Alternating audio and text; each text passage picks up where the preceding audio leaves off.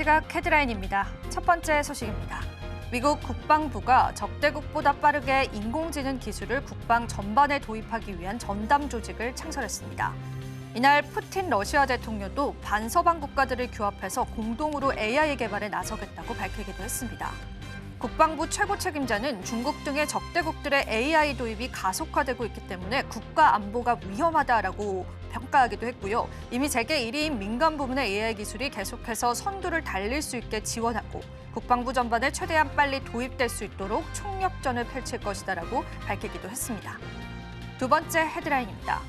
특수가스 사업을 매각할 예정인 효성화학이 장 초반 상승세를 나타내고 있습니다.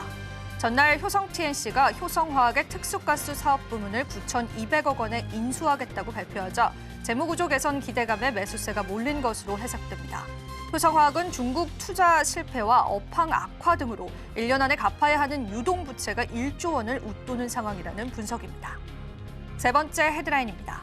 셀트리온이 역대 최대 규모의 현금 주식 동시 배당을 결정했다라는 소식에 주가가 요동치고 있습니다. 셀트리온은 이날 보통주 한 주당 750원의 현금과 0.05주의 주식 배당을 결정했습니다. 배당 규모는 발행 주식 총수에서 자기 주식을 제외한 약 2억 503만 주를 대상으로 산정했고 이는 역대 최대 수준이라는 분석입니다. 마지막 헤드라인입니다. 국내 증시 불확실성 속에서 16개의 종목이 장중 신고가를 달리고 있습니다. 비보존제약과 오리엔트 전공, 아톤과 메디포스트, 현대 엘리베이와 동원금속, 코오롱 티슈진 등이 신고가에 올랐고 개별적 이슈와 함께 밸류업 공시를 한 기업들 위주로 신고가가 속출한 것으로 나타나고 있습니다.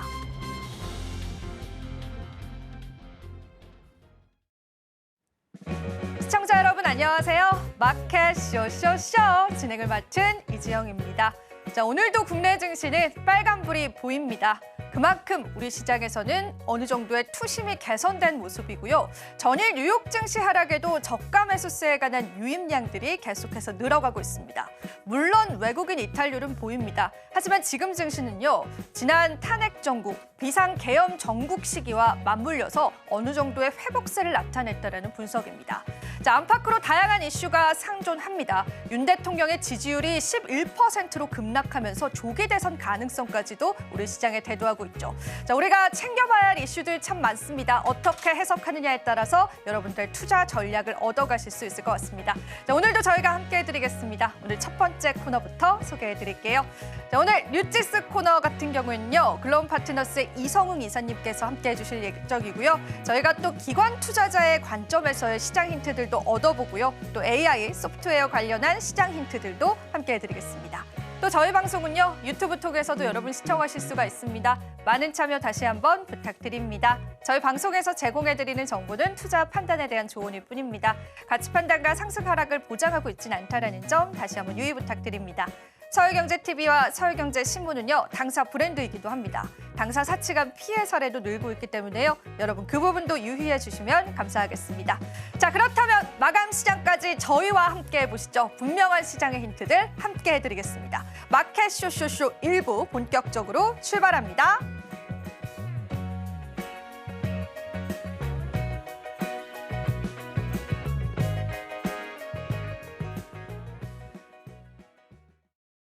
네, 오늘 시장도 저희가 여러분들과 함께 해드리겠습니다. 자, 오늘도 이사님께서 함께 해주셨는데요. 바로 한번 인사 나눠볼게요. 이사님, 안녕하세요. 네, 안녕하세요.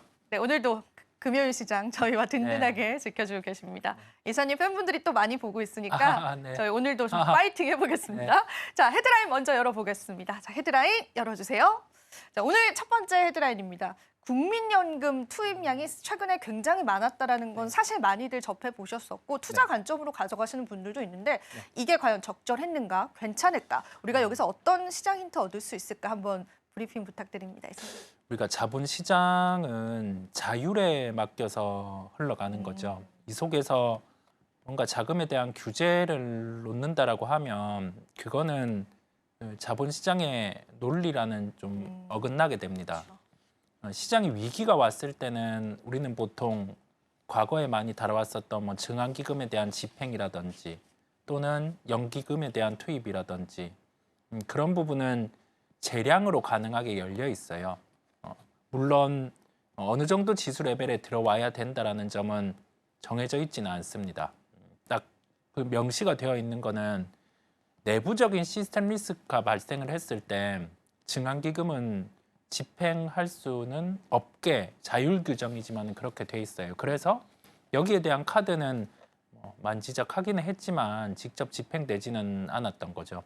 근데 국내 국민연금 같은 경우는 의견이 반으로 갈리는 상황입니다.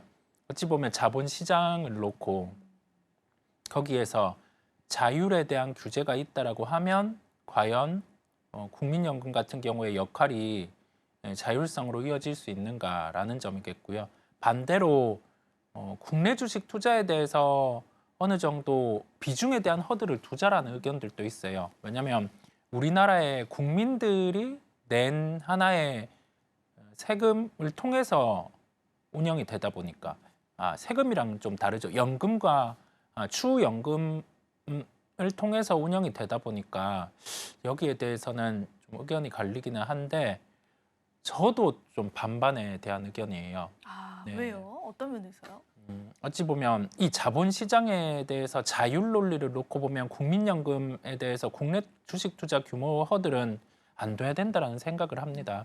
더 나은 국가로 갈 수 있다라는 생각을 하는 점 하나와 반대로는 국내 시장에 대해서 그 연금 주체가 좀 들어와 주지 않는다라고 하면은 그 누구가 들어와 줄까? 그렇네요. 네, 그게 이제 지켜줘야 되는 부분들이 있잖아요. 네, 그죠? 네, 그런 생각이 있다 보니까 저도 딱 이거다라고 결정하기는 힘든데 시장에 대해서 주식 시장이 지수라는 점만 놓고 보면 의무적으로 어느 정도 비율을 해놓는 게 조금 더 유리하기는 합니다. 그런데 최근에 국민연금은 해외 주식 비중을 굉장히 많이 늘렸습니다. 그런데 이게 우리가 무조건 비판을 할 수는 없는 게 우리가 연금 고갈에 관한 걱정 중에 하나를 해결하는 방법으로 사실 투자를 선택하고 있는 거잖아요. 네. 국민연금도. 그럼 국민연금 입장에서는 수익률도 중요해서 네. 해외 주식을 선택하는 것일 수도 있는데 국내 주식에 무조건 많이 안 들어온다라고 해서 비판을 무조건 해야 되는 건지 그 부분에선 저는 조금 의문점이 들긴 합니다. 그렇죠. 저도 그 부분에 동의를 합니다. 이게 시장에 대해서 자본의 획득이죠. 주식 투자를 통해서 자본의 획득, 그다음에 연금에 대해서 추후에 그 수령을 받을 때 어느 정도 확보된 금액을 받아가기 위해서는 시장을 따질 필요는 없는 거죠. 그래서 더 수익을 거둘 수 있고 더 확률이 높은 쪽으로 가는 게 맞다 보니까 해외 투자 같은 경우에 대해서 지속해야 되는 거는 저도 동의를 하고 재량권을 그냥 아주 자유스럽게 줘버리는 게 깔끔할 것 같아요.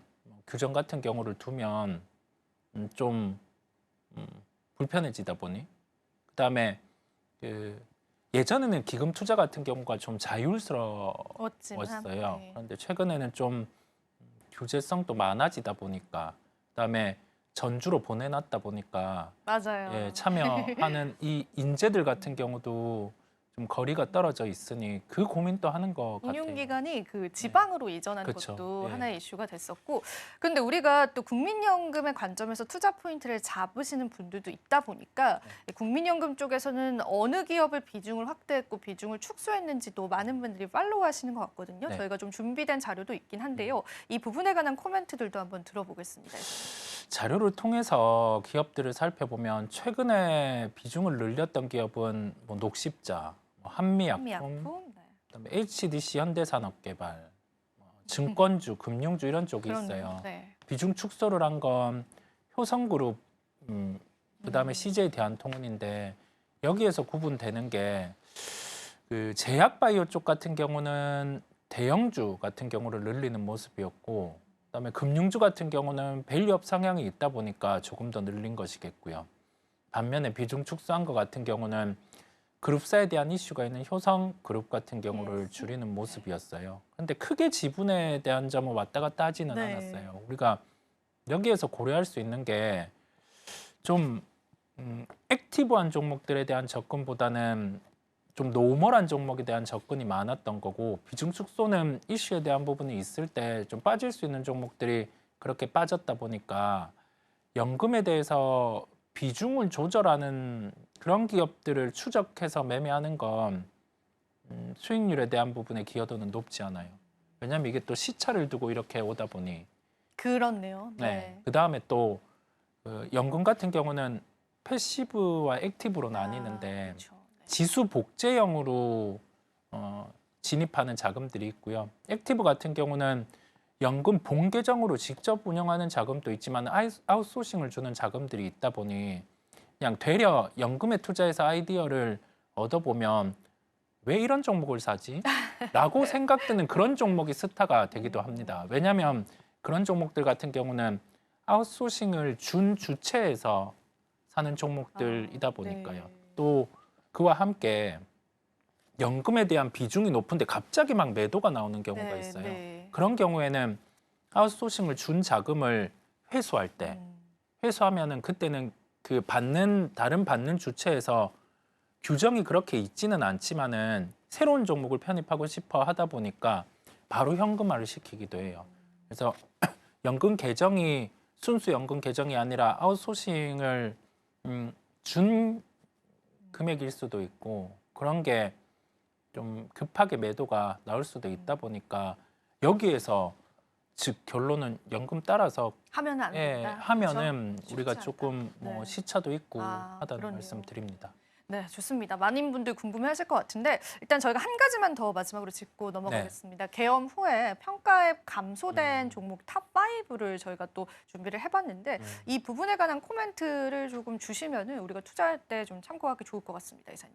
맞아요. 평가의 감소가 된 쪽은 금융이랑 그러니까요. 정책과 관련된 쪽이에요. 금융보험 쪽 네, 그리고 이게 애석하게도 밸류업이라는 점이 현 정부에서 중점으로 두고 있었던 추진을 계획 중에 한 하나였죠. 네. 부분이다 보니까 외국인 입장에서 보면 과연 현 정부에서 정책 지속성이 있을까라는 점이 좀 인식이 되는 거고요. 그래서 외국인 입장에서는 우선 금융주 같은 경우는 매도 강도가 강한 편입니다.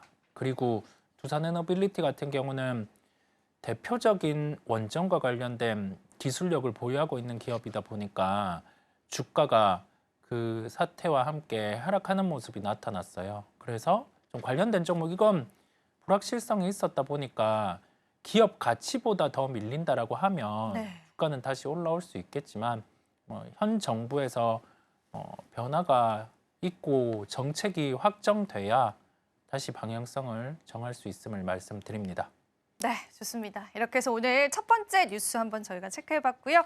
자, 두 번째 헤드라인 계속 이어가면서요. 시작의 힌트들 얻어보겠습니다. 자, 오늘 두 번째 헤드라인 열어보겠습니다. 열어주시죠. 네, 두 번째 헤드라인입니다. AI 붐에 나홀로 질주하는 미증시. 사실 오늘은 PPI 지표 때문에 살짝 이제 조정이 나오긴 했습니다만 보호 무역, 자국 우선주의 그리고 AI 관련해서 뭐 국방부에도 이 부분을 투입을 하겠다라는 소식도 오늘 들려오더라고요. 네. 그러면 우리가 여기서 국내 증시 힌트들은 어떻게 찾아볼 수 있을까요, 이사님? 여기에서 짚어간 것처럼 네.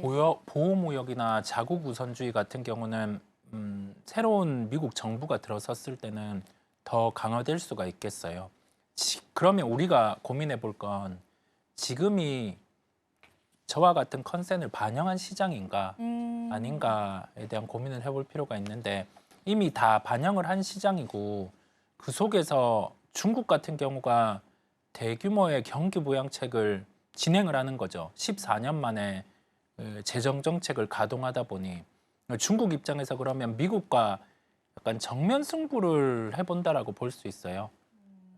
미국은 강하게 나오고 있는데요. 중국 입장에서는 미국이 과연 뭐 지금의 예상처럼 강하게 나올까? 문제는 펜타닐이라고 하니까 그걸 들어주면 좀 이 강도가 높은 관세 같은 경우를 약화를 하지 않을까? 그 정도로 생각을 하는 것 같아요. 근데 그 와중에 미국은 계속 신고가입니다. 너무 놀라울 정도로 신고가가 나오더라고요.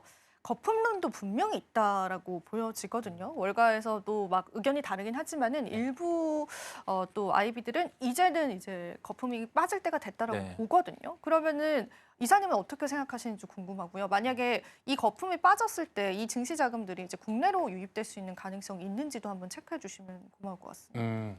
국내로 유입될 가능성은 있을 수도 있고 없을 수도 있는데 우리가 생각할 건 어떤 가격 지표가 번했을 때 신흥국, 그다음에 우리나라로 자금이 흘러올 수 있는지를 생각해 볼 필요가 있겠는데요.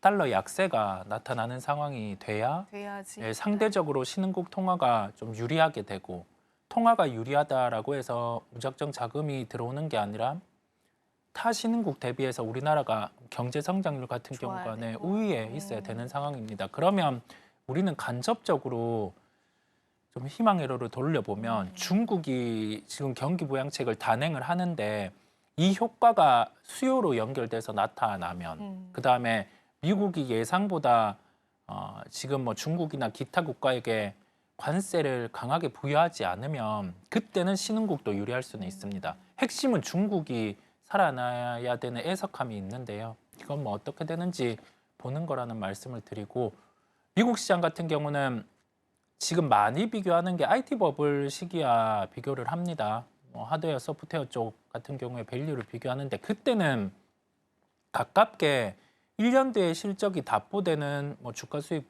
비율이라든지 그런 점들이 지금 시기보다는 한 2배 정도는 더 높았어요. 실적보다 더욱 주가들이 앞서 있었다 보니까 버블이라고 논하기에는 정상적인 시장이에요. 예. 버블이라고 논하기에는요? 네. 의외네요, 이사님. 네. 그래서 미국은 비싼 구간이 아니다라는 말씀 드립니다. 정말로요? 예, 예. 저는 이제 또 그와 반대 의견이실 줄 알았는데 네. 지금 상당히 놀랍습니다. 네. 네.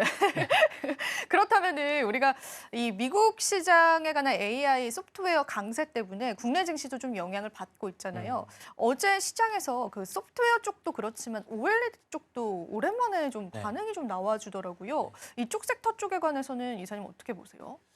작년 연말이었어요. 언제나 연말이 되면 다음 해 어느 정도 제품이 나올지가 결정이 돼요. 네. 뭐 애플 같은 경우는 이제 온디바이스 AI를 적용한 제품들이 나오게 나오죠? 되고, 아이폰에서 예, 그죠? 그와 함께 이제 태블릿 시리즈 같은 경우도 올해 한 2개 이상 그 정도 나왔었고 내년에는 그 이상으로 또 내놓으려고 할 겁니다.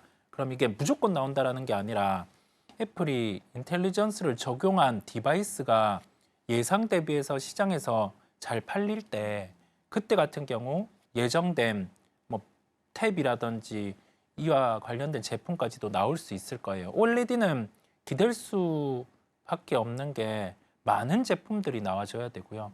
그와 함께 주가가 아주 강하게 상승할 수 있을 때는 TV에서 대형 쪽에서 OLED 쪽으로 제품이 바뀌어 가야 됩니다. 그래서 OLED 쪽은 긍정이라고 할 수는 있겠지만 작년 이맘때 제가 OLED를 긍정으로 봤었어요. 근데 주가는 좋지 않았습니다. 네. 이번에는 달라진 게 있는가 고민해 보면 특별한 게 없다 보니까 미리 접근하기보다 지금 뭐 대형 쪽으로 넘어가는지 그와 함께 이 디바이스가 초기 제품이 먼저 잘 팔리는지를 확인해 보도록 하겠습니다. 네, 좋습니다. 이렇게 해서 또 AI 붐에 따른 우리 국내 증시에 관한 가능성들 한번 언급을 해봤습니다.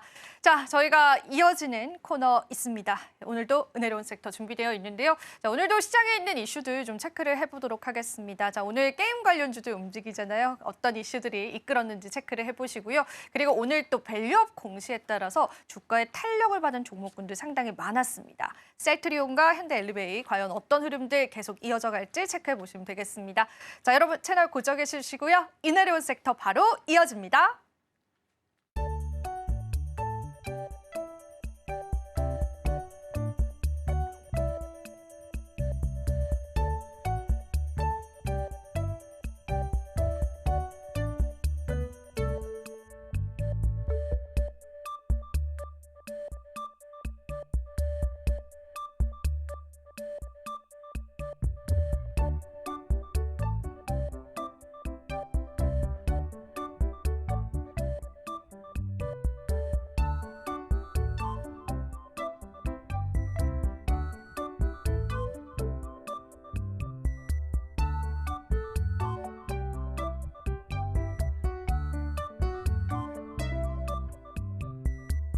네, 은일한 섹터 장은혜입니다. 오늘 개인 관련 종목들의 상승세가 두드러지죠. 일단 어제부터 시작이 됐었습니다. 어떤 이야기였는지 다양한 이슈 함께 나눠보도록 하겠습니다.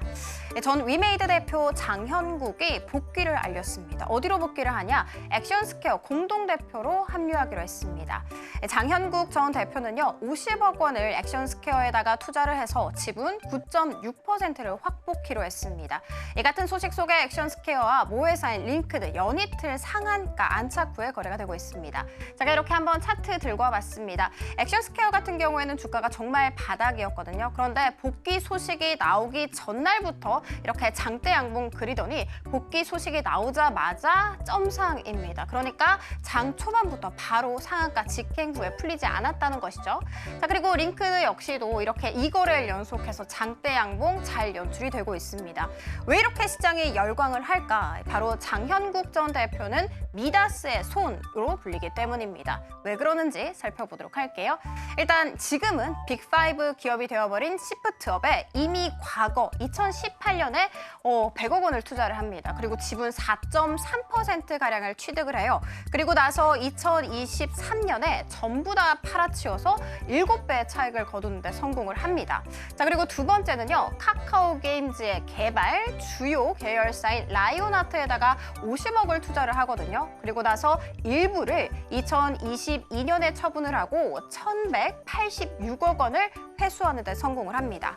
자, 여기에서 또 끝이 아닙니다. 위메이드 핵심 개발 계열사라고 할 수 있는 매드엔진에 500억 원을 투자를 합니다. 이때 당시에 설립 초기 당시였기 때문에 지분 40%를 취득을 했어요. 그런데 중요한 것은 위메이드가 최근에 매드엔진 인수 결정을 했다는 것이죠. 이때 당시에 기업 가치를 한번 평가를 해봤더니 이 매드엔진의 기업 가치 5,079억 원이었다고 합니다. 그러니까 단순 계산해서 지분 40%가 2천억 원이 넘어서는 것이죠. 500억 원이 2천억 원이 되는 마법 현실화를 시켰습니다.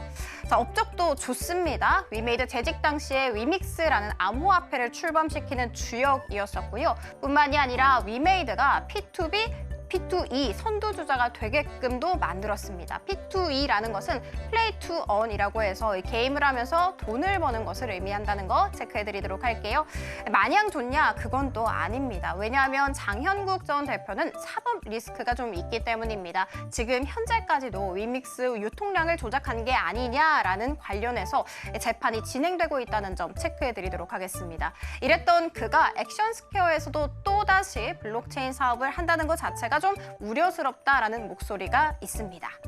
자, 그러면 카카오 게임즈 이야기도 함께 해보도록 하겠습니다. 카카오 게임즈가 국내 퍼블리싱, 그러니까 유통, 마케팅을 맡은 패스 오브 엑자일 2가 흥행에 성공하고 있다는 소식 들려왔죠. 지난 6일에 앞서 해보기가 시작이 됐었거든요. 이때 당시에 동시 접촉자 수가 58만 명을 기록했다고 합니다. 자, 그리고 그 다음 날이었던 7일 같은 경우에는 첫날 대비해서 90% 이상의 이용자가 몰렸습니다. 재방문율이 90% 이상이라는 거죠. 그만큼 재밌다라고 해석을 해볼 수가 있습니다. 자, 그리고 이 신작과 관련해서 인터넷 방송이 있었거든요. 여기에 또 시청자 수가 234만 명이나 몰렸습니다. 일론 머스크가 여기에도 나옵니다. 일론 머스크 게임 매니아로 상당히 잘 알려져 있죠. 이 게임을 하고 나서 이 게임 디아블로 수준까지 올 것이다라는 호평을 아끼지 않았습니다. 이 같은 소식 속에 오늘 카카오 게임즈 27% 이상 장중한 때 고공행진을 하기도 했다는 거 체크해드리도록 하겠습니다. 자, 그리고 마지막은요, TGA 2024가 오늘 아침 9시 30분부터 시작이 됐었죠. 이 게임계의 오스카상이라고 불립니다. 올해 e스포츠 선수로 이 페이커가 또다시 2년 연속으로 선정됐다는 소식도 전해졌다라는 거 알려드리도록 하겠습니다. 자, 그리고 주주 친화적인 정책을 꺼내고 있는 종목들에 대해서도 살펴보도록 할게요. 먼저 셀트리온으로 들고 와봤습니다. 셀트리온이 현금과 주식 동시 배당 결정을 했습니다. 그러니까 보통주 한 주당 현금 750원, 주식 0.05주를 배당키로 결정을 한 것이죠. 2년 만에 배당이었거든요. 그만큼 화끈하게 쌌습니다. 역대 최대의 수준이라는 점 체크해드리도록 하겠습니다. 자, 이뿐만이 아니라 앞으로도 투자 후 이익의 30% 수준까지 현금 배당을 더더욱 확대 확대할 것이라는 중장기적인 목표도 제시했다는 점 알려드리도록 하겠습니다. 자, 그리고 소각과 매입을 병행해서 굉장히 잘 해주고 있죠. 자사주 소각 같은 경우에는 올해에만 7천억 원가량이 집행이 됐었고요. 내년 초에 또 5,600억 원이 추가로 집행될 예정이라고 합니다. 자, 그리고 매입 쪽에 있어서는 작년에 1조 2,500억 원가량이 매입을 결정을 했었는데 올해만 보더라도 4,300억 원이나 추가적으로 매입 결정을 했다는 점까지 알려드리도록 하겠습니다. 자, 그리고 현대 엘리베이터도 한번 살펴보도록 하겠습니다. 밸류업을 발표하고 나서 15%까지 강한 슈팅 나왔습니다. 장중 한때긴 했습니다만 58,000원 선까지 터치하는데 성공했습니다. 사실 지난 9월에 4분기 중으로 밸류업 계획을 발표할 것이다라는 예정을 했었거든요. 그런데 그 약속을 진짜로 지켰습니다. 어떤 계획이었냐 살펴보도록 할게요. 2027년까지 ROE는 15%, 주주 환원율 50% 달성하겠다라는 계획이었습니다. 지금 작년 기준으로 2023년 ROE는 9.2% 수준이라는 거 체크해드리도록 하겠습니다. 자, 그리고 업계 관계자는요, 밸류업에 주도적으로 참여를 해서 주주 가치 제고 등 여러 가지 노력을 추진할 것이다라는 코멘트 덧붙였습니다. 자, 그리고 국내 테마 탑3로 들어가 보도록 하겠습니다. 메타버스와 증강현실 관련 종목으로 준비를 했습니다. 이 삼성전자와 구글, 퀄컴이 XR 언락 행사를 개최를 했습니다. 이 행사에서 안드로이드 XR 플랫폼을 소개를 했습니다. 이 플랫폼은 구글 제미나이를 통해서 대화하는 방식으로 검색하는 게 또 가능하다고 합니다. 그리고 이 플랫폼이 최초로 탑재된 기기 XR 헤드셋, 이름이 무한 프로젝트더라고요. 이 헤드셋도 함께 공개를 했습니다. 이 플랫폼과 헤드셋은 내년에 출시될 예정이라고 하는 점 체크해드리도록 할게요. 자, 그리고 관련 종목들의 흐름 잘 움직이고 있습니다. 자, 그리고 남북 경협과 재건으로 들고 왔습니다. 미국의 트럼프였죠. 미국의 트럼프가 북한의 김정은 위원장과 나는 굉장히 잘 지낸다. 그래서 좋은 결과가 있을 것이다 라고 코멘트했습니다. 그래서 남북 경협 안에서 제2의 스티나가 가장 강한 상승 탄력 보이고 있습니다. 이뿐만이 아니라 트럼프가 우크라이나 전쟁 관리 방안에 대해서 유럽 군대의 주둔에 대해서 언급했다라는 소식 전해지게 되면서 재건 안에서 SG와 SYL 스태텍과 같은 종목들 강세 이어가고 있습니다. 자, 그리고 마지막은요, 중국 소비로 준비를 해봤습니다. 중국 측에서 11일부터 12일까지 중앙경제 공작 회의를 또 개최를 했죠. 이 회의 속 살펴봤더니 더 적극적인 재정 정책과 플러스 알파로 완화적인 통화 정책에 대해서 이야기 나눴다고 합니다. 이 같은 소식 속에 오늘 화장품 관련주 잘 가고 있는데요. 그 안에서 오늘 코스닥 시장에 상장을 알렸던 셀로맥스 사이언스 같은 경우에는 화장품이기도 하고 건강기능식품이기도 하거든요. 이 종목 오늘 두 자릿수 장대 양봉 그리고 있습니다. 자, 그리고 참 좋은 여행과 같은 여행 관련 종목들도 강세 이어가고 있습니다. 자, 이렇게 은혜로운 섹터 살펴봤습니다. 이어지는 오이슈 시간에는요, 각자 도생의 시작이 계속해서 연출이 되고 있습니다. 내년도 증시 주도 사업은 어떤 것이 있을까요? 궁금하시죠? 자, 그러니까 다음 코너도 기대하쇼쇼쇼!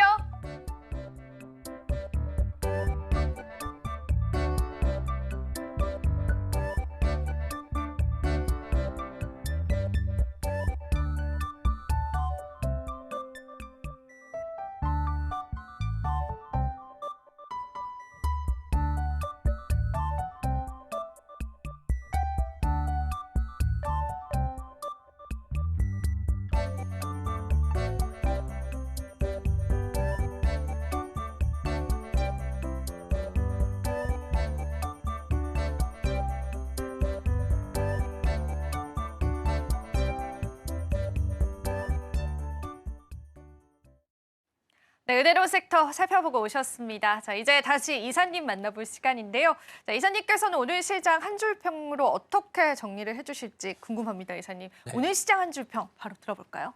오늘 시장 한 줄 평은 개별주가 강한 시장을 말씀드립니다. 각자 도생. 각자 도생, 네, 네. 각자 도생네요. 네. 시장이 이제 4일째 상승하고 있어요. 보통 주식시장이란 게 두려움을 안고 그 두려움이 완화될 때 네. 그때 시장은 올라오기 마련인데 그런 현상이 나타나고 있죠. 외국인은 여전히 주식을 강하게 사고 있지는 않고 되려 좀 줄이고는 있지만 줄입니다. 네. 시장에서는 그 연기금의 수급이 중심으로 이렇게 좀 올라가는 상황임을 말씀을 드리고요.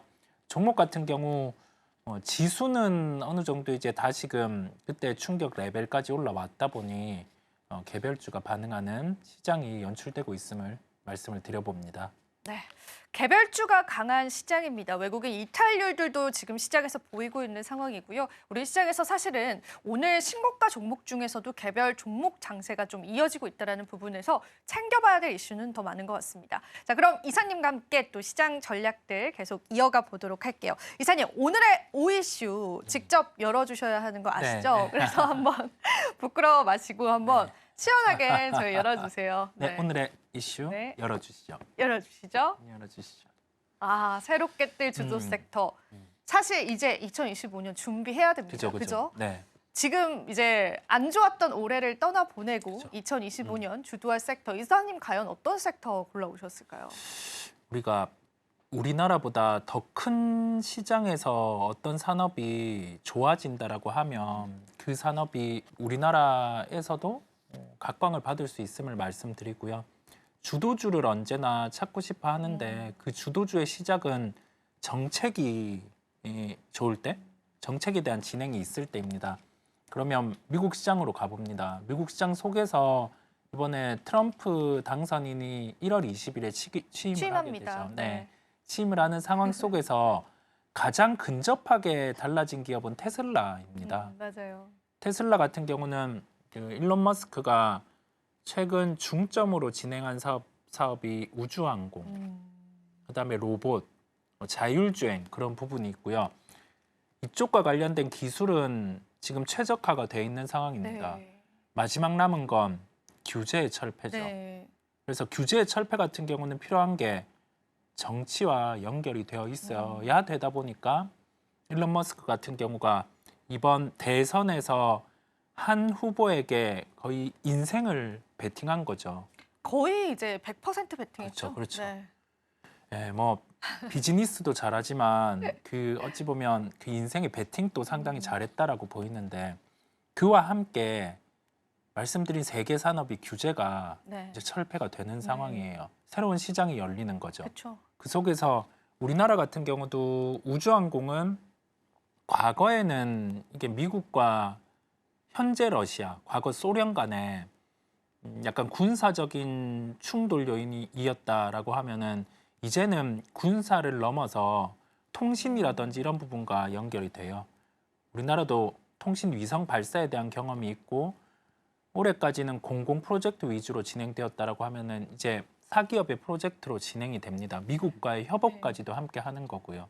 그래서 우주항공 같은 경우는 하나의 주도주군 2025년에 주목해야 되는 업종임을 말씀드리고 또 하나는 로봇입니다.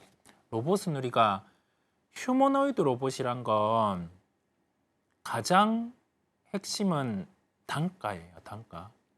네. 그렇죠. 왜냐하면 보급이 되려면은 네. 단가가 중요하겠죠. 네. 네. 그런데 이 단가가 기준이 중형차 자동차 수준입니다. 그래서 바라봤던 게 테슬라의 실적 발표 때 휴머노이드 로봇을 구현을 했는데 그때 얘기를 한 게 우리의 이 휴머노이드 로봇의 단가는 4천에서 5천만 원에 얘기를 했어요. 네. 이게 그러면 이제는 상용화가 될 수 있는 상황인 거죠. 그렇네요. 예, 네. 그러면서 최근에 많이 내비치는 게 그 옵티머스가 언덕 올라가는 그 동영상. 보셨나요? 네. 예, 그런 거 보고 막 뭐 네. 공 뭐 던지고 받고 막 이런 네. 걸 보여주는데 한번 대중의 반응들을 보는 거죠. 네. 침투할 수 있을 만한 상황이다 보니까 그러면 그 일론 머스크가 최근에 그 하나의 매체를 통해서 우리나라의 인구 구조에 강력하게 비판했습니다. 점을 올렸죠. 인구 구조, 인구 줄어들고 있는 거 이게 올린 이유가 로봇이죠. 휴머노이드 로봇. 그는 역시나 다 계획이 있었네요. 그러니까요. 그죠? 네. 네. 그렇다 보니 휴머노이드 로봇이 개화될 수 있는 환경이 내년에는 도래할 수 있다 보니까 이와 관련돼서는 뭐 우리나라 기업으로는 레인보우 로보틱스 함께 개발하고 있는 뭐 삼성전자 이런 쪽이 높이 출시도 기대되고 있죠. 네. 잘 만들어내는지를 한번 보겠고 마지막으로는 자율주행이에요. 자율주행도 시장에서 많이 다뤄진 부분은 이 규제와 관련돼서 허들이 어떻게 허무는가 부분과 함께 보험에 대한 이슈가 어느 쪽으로 과중이 되는지 여부였는데요. 이것도 이제 마무리가 됩니다. 그렇다 보니까 자율주행 관련된 종목들 같은 경우도 함께 좀 관심을 가지시면 되겠습니다. 다음 주 그리고 내년을 주도할 섹터로 힌트를 주셨습니다. 자, 그렇다면 이사님이 이 중에서 어떤 섹터를 좀 골라오셨는지 이사님의 픽섹터도 한번 들어보면서 저희가 자세하게 내용을 좀 좁혀보면 좋을 것 같아요. 이사님, 오늘의 픽섹터도 열어주시죠, 한번. 네. 저의 네. 이쪽 귀로 열립니다. 알아주시죠. 다른 쪽을 네. 봤습니다. 네. 미디어 콘텐츠, 관세 리스크를 피해가는 미디어 콘텐츠. 그렇죠. 네. 원래 막 우주항공 얘기하다가 갑자기 미디어 콘텐츠 당황스럽습니다. 그렇죠. 네. 뜬금없는 점이 있는데 엔터는 우리가 많이 다뤘다 보니까 맞아요. 콘텐츠 쪽 같은 경우가 지금 시장의 반응들이 중국 시장이 열릴 수 있다라는 점에 가능성을 두는 것 같아요. 뭔가 시장이 다른 말을 할 때는 그런 점이 있는 거겠죠. 그와 함께 뭐 콘텐츠주 중에서 많은 기업들이 있는데 이 각 기업들이 공통적인 특성들이 작가진 같은 경우가 한 해 만들 수 있는 드라마의 양이 한정적이라는 점입니다. 그러면 작가진들을 더 늘린다라고 하면 드라마를 더 많이 만들어낼 수가 있는 거고 그러면 자동적으로 뭐 실적은 좋아지게 되는 구조겠죠. 그래서 뭐 작가진들이 보충되었고 그다음에 그 작가진 분들 중에서 히트작이 많은 분들이 들어와 있다라고 하면 컨텐츠주 같은 경우는 기본적으로 실적이 좋아지고 그와 함께 다른 시장들이 열린다라고 하면 뭐 중국, 다른 열리고, 해외 그죠? 이렇게 열린다라고 하면 뭐 더 좋아질 수 있다 보니까 지금은 좀 관심을 가져야 되는 시기가 아닌가라는 생각이 듭니다. 근데 미디어 콘텐츠라고 하는 분야 자체가 실제로 시청자 수도 집계가 좀 되나요, 이사님? 시청자 수가 집계되는데 과거와는 다르게 네. 방송 3사 같은 경우가 오히려 많이 줄었어요. 줄었죠? 네, 네. 많이 줄였고 OTT 쪽으로 많이 넘어갔죠. 그와 함께 타 영상 매체들 이제 우리 쉽게 볼 수 있는 유튜브라든지 네. 이런 쪽이 더욱 많아졌다 보니까 광고에 대한 수익들은 광고 수익. 네, 그렇죠. 좀 많이 네. 다양해지는 상황들이고 콘텐츠가 좋다라고 하면 이제는 그럼요. 수익 같은 경우도 따라오다 보니까요. 수익이 다각화됐어요, 그죠? 그렇습니다. 네. 네. 그런 부분들 체크를 해보시고요. 자, 그럼 오늘 또 이사님의 픽 종목도 보셔야겠죠. 미디어 컨텐츠 쪽에서 어떤 종목을 픽해 오셨을까요? 마지막으로 열어주세요. 네. 할 일 많으시죠? 종목을 네. 열어주시죠. 네, 알겠습니다. 스튜디오 드래곤이네요. 스튜디오 드래곤. 작가 영입이 많았나요? 네, 이 기업이? 좀 늘어났습니다. 어. 기본적으로 작가 영입이 늘어났고 그다음에 히트작을 많이 썼던 작가분이 약간 대작성이 나오게 돼요. 내년에 대작성이 나오다 뭐예요? 말해도 되잖아요, 이사님. 보니까 뭔지 되나요? 말해도 제가 제목이 기억이 잘 안 제목 나요. 기억 안 네, 나십니까? 근데 주연분이 이제 이민호 배우. 이민호 배우님이세요? 그럼 해외에서 조금 반응이 올 수 있겠네요. 네, 충분히 반응이 올 수 있을 것 파친코인가요? 같아요. 아닌가요? 파친코는 아닙니다. 아닙니까? 네. 소재는 약간 우주와 우주 쪽입니까? 우주와 관련된 소재다 알겠습니다. 보니까요. 네. 그런 드라마가 히트 치면 나머지 작품들도 좋아질 수 있다 보니까 우리가 스튜디오 드래곤 같은 경우는 중국 시장이 열려주면 그냥 폭발하는 거고요. 그렇지 않다 하더라도 뭐 보통은 OTT 업체들이 원래는 뭐 100억 이상 작품 같은 경우를 많이 늘리지 않았다가 오징어 게임 시리즈의 히트가 나왔고 이제 2 같은 경우가 또 열리고 그 다음에는 내년을 드라마 부흥의 원년 OTT 쪽에서요. 많은 게 좀 나오네요. 그죠? 네, 그런 게 있다 보니까 올해 관심이 상당히 낮았어요. 아, 네, 실적은 그렇게 잘 안 나오다 보니 낮았는데 내년이 변화가 될 수 있는 구심점이 되지 않을까라는 생각을 해봅니다. 실제로 스튜디오 드래곤은 굉장히 많은 제작에도 참여하고 네. 있는 회사이기도 하잖아요. 네. 그런 부분들이 실적으로 가시화될 가능성도 내년에는 있는 걸까요? 이사님? 네, 충분히 존재를 합니다.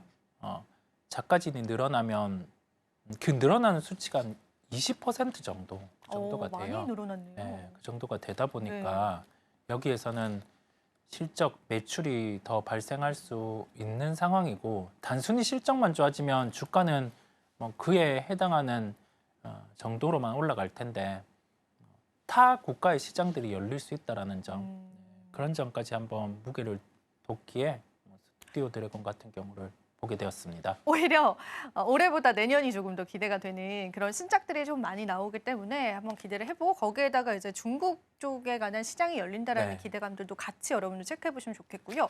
그러면 지금 시점에서의 가격 전략을 잡아본다면 이사님 어떻게 보는 게 좋을까요?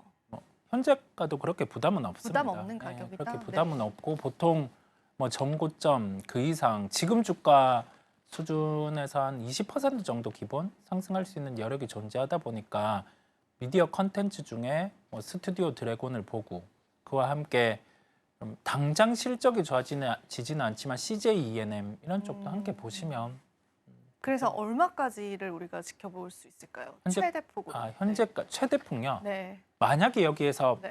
가장 잘 된 케이스를 대입해 보면 중국 시장이 열린다라고 하면 그런 시나리오가 있다면 주가 한 2배도 오를 수 있어요. 2배까지도 오를 수 있다고요? 2배도 오를 수 있죠. 야, 이렇게 파격적으로 주신 분이 아닌데 오늘 굉장히 또 파격적으로 불러주셨네요, 이사님. 근데 안 열리면 어쩔 안 수 열리- 없습니다. 네. 안 열리면 그럼 저희 어디까지 볼까요? 안 열리면 1차로 우선 한 20% 정도 아, 현재까지 20% 까지. 그 정도 딱 실적이 더 나아지는 정도로만 음. 보시면 되겠습니다. 네, 저희가 가격 전략까지 받아봤습니다.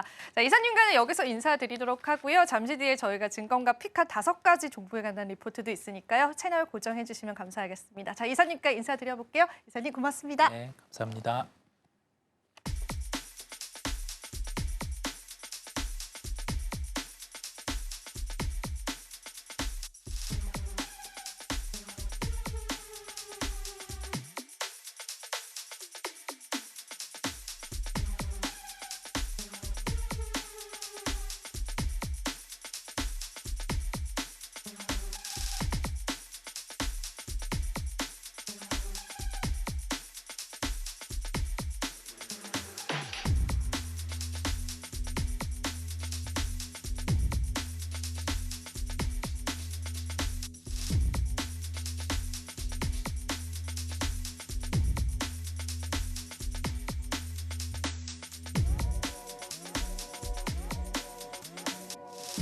네, 마켓 쇼쇼쇼 쇼타임. 오늘 또 마지막 코너로 인사드리고 있습니다. 지금 국내 증시 좋은 흐름 이어져 오고 있지만 여지나 정치적인 불확실성은 우리 시장에 끼어 있습니다. 자, 그럼 오늘 증권가의 시선으로요. 국내 증시에 관한 방향성을 짚어보고요. 그리고 증권가에서 선택한 5가지 종목에 관한 힌트들을 여러분들에게 드려보겠습니다. 자, 먼저 블룸버그 통신에서요. 우리 코스피 지수에 관한 방향성을 제시했거든요. 자, 일단 이 질문은 우리 국장이 왜 미국 시장보다 못할까에 관한 의문으로 먼저 시작을 합니다. 국내 증시가 미국 시장 대비해서 굉장히 약세를 나타내고 있습니다. 다들 아시는 부분일 텐데요. 이 회색 그래프가 국내 증시다라고 보시면 됩니다. 그런데 그래프에서 보이는 것처럼 우리 국내 증시가 미국 시장을 뛰어넘었었던 단 한 번의 순간이 있었습니다. 그 순간이 바로 코로나 팬데믹 이후였습니다. 자, 이때 지금 주식 투자 인구의 40% 이상이 유입이 됐습니다. 그래서 현재는 우리 국민 중 10명 중에서 1명당 주식 계좌를 가지고 있는 그런 상황이 되고 있는데요. 그럼에도 불구하고 지금은 주식 인구 좀 빠져나가고 있잖아요. 자, 그리고 나서의 동향들을 보시면 2022년도부터 그리고 2024년도 현재까지 미국 주식 대비해서 굉장히 약세를 보여주고 있습니다. 자, 이러한 기조가 과연 이어질까요? 이 부분에 관한 증권가의 시선이 있었거든요. 한번 여러분들 오늘 투자 포인트로 잡아가시면 좋겠습니다. 블룸버그 통신에서는 우리의 정치 리스크를 언급했습니다. 결론부터 말씀드리자면 이러한 정치 리스크가 증시에 좋았을까요? 나빴을까요? 결과적으로는 좋은 영향으로 풀이될 것이다라고 보고 있습니다. 그 이유와 근거가 2번째 그래프에 있습니다. 조금 보시기 어려운 그래프일 수도 있을 텐데요. 일단은 우리가 주황색 선만 좀 집중을 해봅시다. 우리가 통상적으로 보수와 또 진보 진영이 있다라고 하면 보수 같은 경우에는 통화 정책 완화, 그리고 진보 같은 경우에는 재정 정책을 쏟아부었습니다. 그 한 가지 예를 보여드릴게요. 노무현 정부 때 엄청난 재정을 쏟아부었다라는 게 그래프로 표시가 되실 겁니다. 자, 그리고 시간이 흘러서 윤석열 정부 쪽으로 가볼까요? 재정 정책 같은 경우에는 지금 보이시는 바처럼 좀 축소되는 국면이었습니다. 그리고 오히려 통화 정책을 완화시키는 기조를 보여오면서 기준금리를 인하하는 정책을 선택했습니다. 하지만 블룸버그 통신에서는요, 오히려 재정 정책을 확대시키는 것이 증시에는 긍정적일 것이다라고 봤습니다. 그래서 우리가 우리 증시에서 지금 가장 큰 시나리오로 보고 있는 조기 대선이 이루어지게 된다면 아마도 재정 정책 확대로 이어질 것이고, 이는 경기 부양책으로 이어질 것이다라고 내다봤습니다. 결과적으로 코스피 지수의 상방을 바라볼 수 있다라고 내다봤습니다. 하지만 여기서 우리가 간과하지 말아야 할 부분이 있습니다. 우리 코스피 지수는 박스권 내를 돌파하지는 못할 것이다라고 봅니다. 사실 이 박스권 최하단에 위치하고 있기 때문에 상승의 여력이 있다라는 것이지 박스권을 돌파할 만한 모멘텀까지는 아직은 찾지 못했다라고 이야기하고 있습니다. 자, 오늘의 증권가 인사이트였고요. 투자하시는데 참고해 보시면 좋겠습니다. 자, 그렇다면 증권가에서 픽한 5가지 종목 바로 한번 살펴보겠습니다. 오늘은 어떤 종목군들 선택을 해볼까요? 자, 저희가 5가지를 꼽아왔는데요. 그중에 두산과 효성 TNC는 여러분들이 좀 집중해서 보셔야 할 시장의 모멘텀들도 현재 포착이 됐습니다. 두산 같은 경우에는 DS투자증권에서는 목표가 자체는 동결하는 양상을 보여왔지만요. 일단은 굉장히 큰 호재가 있었습니다. 우리가 HBM에 집중할 때 두산의 전기 비즈니스 그룹 같은 경우에는 CLL이라고 하는 반도체 소재에 집중했습니다. 자, 어떤 이야기였냐면요. 엔비디아의 블랙엘을 우리가 집중하고 있잖아요. 이 블랙엘에 HBM만 납품되는 게 아닙니다. 이 두산이 현재 개발하고 또 납품을 현재 진행하고 있는 즉 퀄 테스트를 통과한 CLL 소재를 통과시켰다라는 소식이 전해져 온 겁니다. 물론 두산의 주가는요. 최근에 이 합병 이슈가 불거지면서 그 잡음들이 좀 끼긴 했습니다. 하지만 이 부분도 어느 정도 일단락되면서요. 이러한 리스크들이 좀 해소됐다라고 보고 있습니다. 그렇기 때문에 목표 주가를 상향 조정하는 모습을 보여줬고요. 사실 엔비디아는 블랙엘 다음이 루빈이거든요. 블랙엘 쪽에 관한 퀄 테스트 통과 그리고 루빈 쪽에 관해서는 이미 퀄 테스트를 진행하고 있다라고 합니다. 다시 한 번 더 바라볼 필요 있겠습니다. 기존 목표가 30만 원, 수정 목표가는 35만 원으로 올려졌기도 했습니다. 자, 효성 TNC도 보겠습니다. 오늘 시장에서 급등 양상 나와주고 있습니다. 효성화학의 특수가스 분야를 인수했다라는 소식 때문이죠. 효성 TNC에게는 고민이 있었습니다. 사실 지금 스판 관련해서는 글로벌 1위 업체를 차지하고 있는데요. 신성장을 보일 만한 사업 부분이 없다라는 거였습니다. 하지만 효성화학 쪽으로 특수가스 부분을 인수했기 때문에요. 앞으로 신성장에 관한 동력도 확보될 것이다라고 내다보고 있습니다. 특수가스 사업을 인수하면서요. 글로벌 2위 업체로 거듭나게 됐고요. 그에 따른 주가의 방향성을 기대해 볼 만하다라고 보고 있습니다. 자, 지금도 잘하고 있지만 여기에다 성장 동력까지 얻었기 때문에 기업의 입장에서는 좋은 선택을 했다라는 증권가의 평가들도 있었습니다. 신규 편입됐고요. 목표 주가 여러분들 참고해 주시면 감사하겠습니다. 자, 농심과 삼성전기 메가 스터디 교육도 짧게 한번 짚고 넘어가겠습니다. 농심 같은 경우에는 그동안 업황 부진됐었던 지역이 있었는데요. 그 부분에 관한 턴어라운드가 예상되고요. 거기에다가 해외 매출은 현재 40%에서 44% 수준까지 올라갈 것이다라고 내다봤습니다. 그렇기 때문에 이러한 매출 상승이 또 주가에 탄력을 줄 수 있다라고 내다봤고요. 다만 지금 현재 목표 주가는 동결했다라고 하는 부분들. 하지만 지금 주가 대비해서는 상승 여력이 있기 때문에 참고해 보시면 좋겠습니다. 자, 삼성전기 대신증권에서 또 관련한 리포트 나왔는데요. 어떤 내용이었냐면 MLCC 관련해서였습니다. MLCC 쪽에 관한 자율주행의 수요가 늘어갈 것이다라고 예상하고 있기 때문에요. 사실 삼성전기뿐만 아니라 최근 증권가에서는 MLCC 관련주들에 관한 리포트들이 상당히 많이 나옵니다. 그러니까 이제는 우리가 바라봐도 돼야 할 저점이다라고 판단을 했다라고 보시면 되겠습니다. 하지만 목표 주가는요. 업황의 멀티플 대비해서는 하향 조정했지만 매수 의견은 바이로 유지했다라고 체크해 보시면 좋겠습니다. 자, 마지막으로 메가스터디 교육도 보겠습니다. 역시나 목표 주가는 하향 조정했지만 이제는 우리가 받아봐도 될 그러한 저점 구간이다라고 보고 있습니다. 거기에다가 실적 개선 그리고 주주 환원 계획도 순항을 겪고 있기 때문에요. 이제 우리가 조금은 모아가도 될 만한 시점이 왔다라고 내다봤습니다. 목표 주가는 하향 조정했습니다. 자, 그렇다면 증권가 시선 살펴보셨습니다. 마지막으로 저희가 또 암호화폐 시장 간단히 체크해보고요. 또 오늘 이 시간 마무리해보겠습니다. 비트코인 조정 국면 현재 나타나고 있죠. 비트코인 99,000달러 선 나타내면서 살짝의 조정폭은 유지되고 있고요. 지금 현재 그럼에도 불구하고 트럼프 쪽에 관한 굉장히 좋은 소재 소식들도 나왔습니다. 그런 부분들이 또 시장에 영향을 줄 수 있다라고 보고 있고요. 이더리움 같은 경우에는 기관 수요가 최근 들어서 증폭하고 있다라고 합니다. 그 부분 때문에 이더리움에 관한 5,000달러 선 돌파 돌파 가능성도 시장에 나오고 있다고 보시면 되겠습니다. 자, 오늘 리플코인도 좋습니다. 그리고 도지코인 같은 경우에도 0.3%가량 상승하는 흐름 보여주고요. 솔라나 코인 같은 경우에는 살짝의 보합권들을 나타내고 있다고 보시면 되겠습니다. 자, 그리고 오늘 같은 경우에는 아발란체 그리고 체인링크 쪽으로도 어느 정도의 조정 국면이 나타내주고 있는데요. 특히나 체인링크 같은 경우에는 지금 현재 구간에서는 조금 더 큰 폭으로 상승하면서 또 간밤 24시간 동안 20% 넘는 급등 양상을 시현하기도 했습니다. 자, 전반적으로 시장의 유동성 여전히 확보되고 있고요.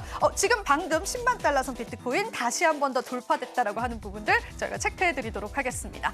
자, 이렇게 해서 저희가 오늘 시장에 관한 다양한 인사이트들 함께해드렸습니다. 자, 오늘 시간도 여러분들에게 도움되셨길 바라고요. 저희 방송에서 제공해드리는 정보는 투자 판단에 대한 조언일 뿐입니다. 가치 판단과 상승 하락 보장하고 있지는 않다는 점 다시 한번 유의 부탁드립니다. 저희는 잠시 뒤 2부에서요. 재테크 원데이 클래스로 찾아뵙도록 할게요. 오늘도 시청해주신 여러분 고맙습니다.